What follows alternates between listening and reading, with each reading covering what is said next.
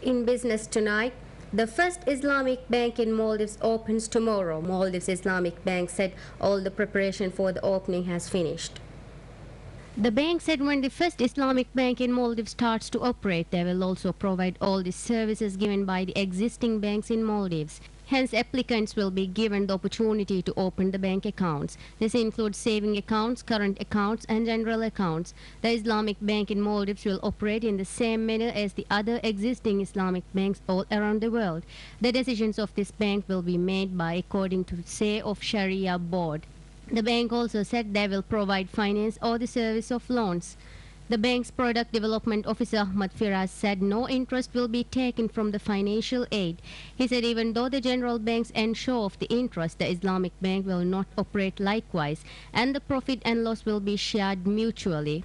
He said financial aid will be given to the people who have an account in the bank and they should also use the bank account for some period before applying for the financial aid. The bank also informed that Maldives Islamic Bank will provide retail banking service and corporate finance service. Maldives Islamic Banking also emphasized that they face challenges in operating bank due to the constitution. While an Islamic bank is in progress, the bank mentioned that they have 30 employees and 80% of staffs are Maldivians. They also said that they face the problem of caliber staffs. Even though the bank formally opens tomorrow, the bank will start operating from 8th of this month. The regulations of this bank are now published in the Government Gazette.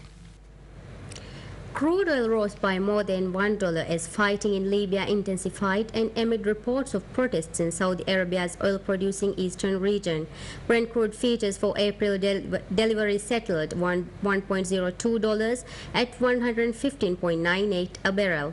U.S. crude futures for April rose by $2.51 to settle at $104.42 a barrel, the highest close since September 2008. Traders said that they were keeping a close eye out for any intensifying problem in the key oil-producing country, Saudi Arabia.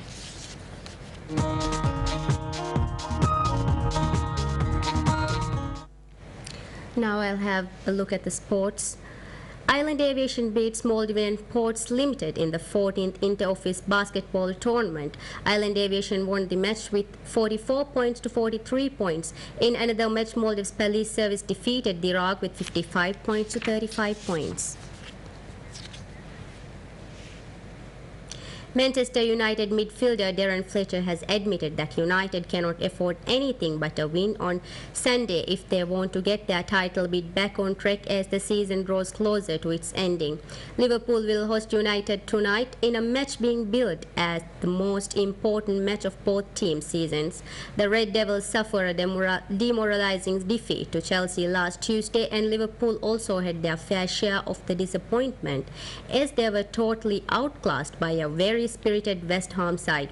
Both teams will be going all out for victory, and while Darren Fletcher believes that the Liverpool against Manchester United clash is always a big one, tonight's clash will be an even fiercer one because of the recent ongoings.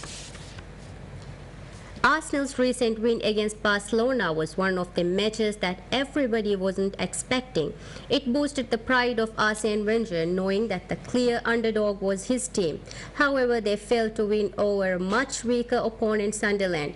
Their recent match ended up to a draw, which let the people begin to think if the win against Barcelona was just a mere luck.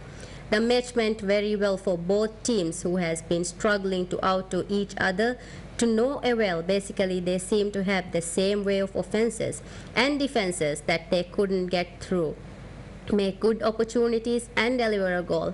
Arsene Wenger remained cool in his post in his star players weren't able to find openings for perfect opportunity. Sunderland, on the other hand, have made legit attacks, but the ball and their attacks were deflected the moment they reached the penalty box.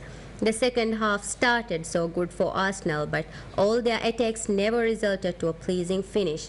Yellow cards were awarded and substitutions were made, but both teams displayed the same intensity and nothing more. AC Milan extended their lead at the top of Serie A to 8 points with an unconvincing 1-0 victory over Juventus. Gennaro Gattuso scored the only goal after 68 minutes to give Massimiliano Allegri's men a vital 3 points in their pursuit of the Serie A title. For Luigi Del Neri, pressure continues to move on the Juventus manager as his side failed to maintain a challenge on the European places. Spanish champions Barcelona continued their relentless pace at the top of La Liga with 1-0 home win over Real Zaragoza Saturday night. It was their third league win in 8 days and took them 10 points clear of arch rivals Real Madrid, who played Racing Santander Sunday. Mali international midfielder Seydou Keita scored the only goal in Nou Camp shortly before half-time, set up by Lionel Messi, with Barca looking to overcome a 2-1 deficit in the home leg of their Champions League last 16 tie to Arsenal in 3 days' time. Coach Pep Guardiola set rest Spanish stars David Villa and Andres Iniesta, giving 31-year-old Keita and Bojan a rare starting chance. Now we'll have a look at the weather updates.